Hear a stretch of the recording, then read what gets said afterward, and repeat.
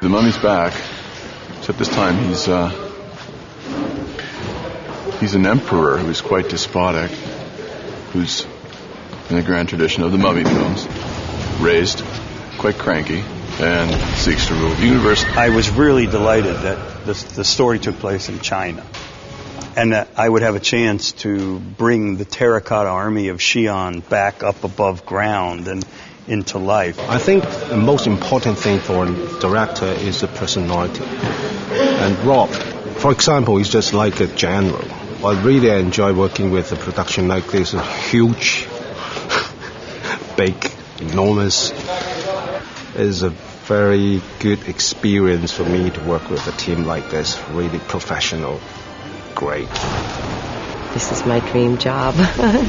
Since I was a little kid, I've been reading, those romance novels that the young woman stows away dressed like a man on a pirate ship and then falls in love with the captain, and that's always the sort of movie I wanted to do, and I'm so fortunate that at this point in my career I get to do it, and I'm having a blast. For me, it's kind of messing around the way the character does. It's good to sort of stay in a bubble, not have people take you too seriously or have such high expectations of you. It's kind of a two-edged sword. It means that nobody really takes you seriously or has any high expectations of you. Every time we make one of these movies, it's almost as if the technology and everything redoubled itself.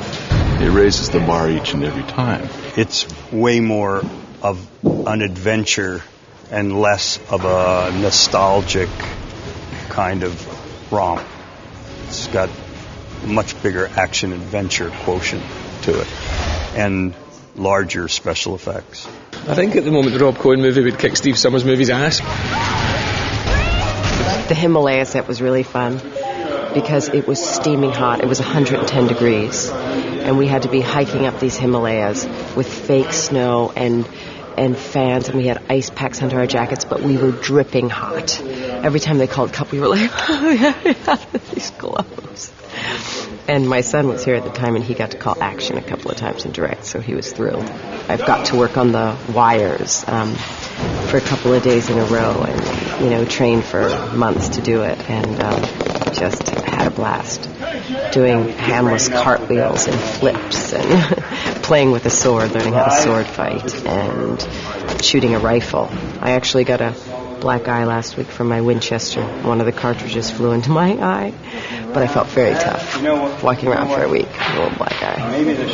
Given that sort of Far East connection, there's obviously the kind of martial arts physicality, which the others have to deal with. I don't really get to do any of that. As Jonathan, I'm still there trying to survive and line my pockets, really, as best I can.